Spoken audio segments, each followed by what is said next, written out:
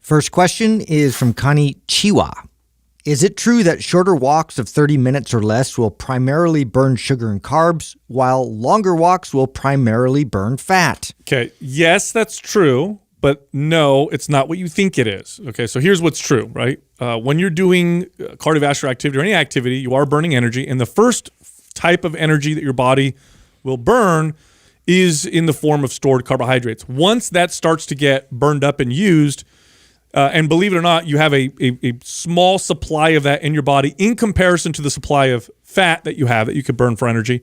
Once that is burned up, then your body starts to burn fat for energy. Now, here's why it's not what you think. It's not what you think because just because your body's burning fat for energy doesn't mean you're going to get leaner later if you're still in a calorie surplus. If you're in a calorie surplus, it just replaces it. It doesn't make any difference. I mean, keto, for example, ketogenic diet, you have no carbohydrate in your diet. You're running off of ketones, which is fat. Theoretically, you're burning fat all the time.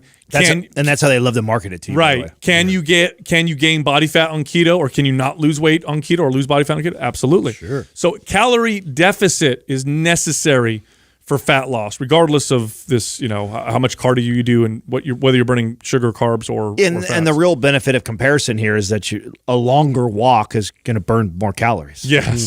So if I had to compare a 30-minute walk versus somebody who walked for 90 minutes, well, the person who walked 90 minutes is going to burn more fat. That's right. Because they walked longer, and they burn more calories, which will then help them be in more of a calorie deficit than the other person. Yeah, you cannot get around this is a rule. This is a law, okay? You can't get around it's a law of thermodynamics and physics where you must take in less calories than you burn in order for your body to search for fuel from itself to burn. If you're eating more calories than you're burning or the same amount of calories you're burning, your body's not going to first off, let's say you're eating more calories than you're burning and your body burned calories from its stored fat. Well, where do those extra calories go?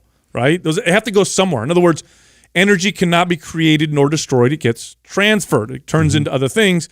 And so you can't get around that. So you have to be in a deficit to burn body fat. And you can do all the mixing things around, the magic you want, supplements and all this stuff.